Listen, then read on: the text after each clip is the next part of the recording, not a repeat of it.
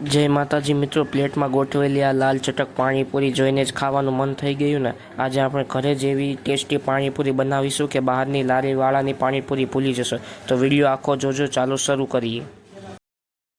तो सौथी पहेला आपणे पाणीपुरीनो मस्त मसालो बनाववा माटे बटाका अने चणाने बाफी लईशुं। एना माटे कुकर में पाणी लई एमां बटाका अने चणा साथे नाखी दीधा छे। हवे एमां थोडुं मीठुं नाखीने आने मस्त बाफवा माटे मूकी दईशुं। हवे कंईक आ रीते कुकर बंद करीने 2-3 सीटीने आपणे राह जोवानी छे। हवे आपणे चटाकेदार पाणी बनाववा माटे एक जारमां धाणा लई लेवाना छे, फुदीनाना पान लई लेवाना छे अने त्यारबाद आपणे લીલી મરચીઓ લઈ લેવાની છે અને ત્યાર પછી આપણે સાથે લસણની કળીઓ લઈ લેવાની છે। ત્યારબાદ આદુના ટુકડા લઈ લેવાના છે અને આંબલી ઉમેરી લેવાની છે।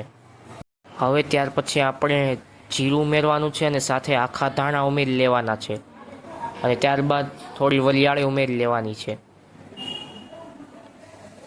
અને ત્યારબાદ આપણે મીઠું ઉમેરી લેવાનું છે તેમાં સ્વાદ અનુસાર અને સાથે 2-3 બરફના ટુકડા નાખીને આ બધું મિક્સ કર્યા બાદ આપણે મિક્સરમાં પીસી લેવાનું છે। હવે આ પેસ્ટ તૈયાર થઈ ગયા બાદ તેને આપણે એક તપેલા કે વાસણમાં કાઢી લેવાનો છે। હવે આપણે આમાં બરફના 3-4 ટુકડા ઉમેરી લેવાના છે જેથી આપણું પાણી ઠંડુ અને ચટાકેદાર બને। હવે તેમાં લીંબુનો રસ ઉમેરવાનો છે આપણે। ત્યારબાદ આટલું થઈ ગયા બાદ તેમાં આપણે જલજીરા ઉમેરી લેવાની છે।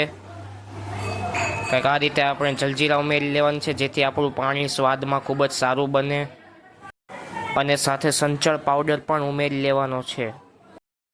હવે આપણા ચણા અને બટેકા બફાઈને રેડી થઈ ગયા છે, તમે જોઈ શકો છો। તો તેને આપણે આ રીતે કંઈક ઉતારી લેવાના છે ગેસ પરથી અને બટેકાની એક પછી એક આપણે છાલ ઉતારી લેવાની છે બટેકા પરથી અને તે બટેકાને એક વાસણમાં કાઢી લેવાના છે। બધા બટેકાની છાલ ઉતાર્યા બાદ તેને આપણે વાસણમાં કાઢી લેવાના છે।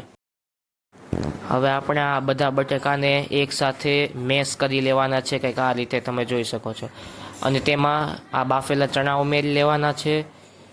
સાથે આપણે આ રીતે કંઈક ધાણા જીરું ઉમેરી લેવાનું છે આમાં અને ત્યારબાદ આપણે લાલ મરચું ઉમેરી લેવાનું છે અને ત્યારબાદ સાથે આપણે ગરમ મસાલો પણ ઉમેરી લેવાનો છે। ત્યારબાદ તેમાં આદુ મરચી ધાણાની પેસ્ટ ઉમેરી લેવાની છે અને સાથે ઉપરથી સંચળ પાવડર પણ ઉમેરવાનો છે જેથી આપણો મસાલો સ્વાદિષ્ટ ખૂબ જ બને અને ત્યારબાદ આપણે ધાણા ઉમેરી લેવાના છે તે સાથે અને આ બધું આપણે એકસાથે મિક્સ કરી લેવાનું છે। હવે આપણી આ ચટાકેદાર ક્રિસ્પી પાણીપુરી બનીને તૈયાર છે, તમે જોઈ શકો છો। ખૂબ જ ખાવામાં સ્વાદિષ્ટ લાગે છે આ પાણીપુરી અને સાથે આ ચટાકેદાર પાણીમાં ઉપરથી ગુંદી ઉમેરીને ખાવાની મજા જ કંઈક અલગ છે। તમે એકવાર આ પાણીપુરી ઘરે બનાવીને ટ્રાય કરશો તો તમને પણ ખૂબ જ ભાવશે। તો આવી જ અવનવી રેસિપીઓ માટે અમારી ચેનલને લાઇક, શેર અને સબસ્ક્રાઈબ કરવાનું ભૂલશો નહીં। જય માતાજી।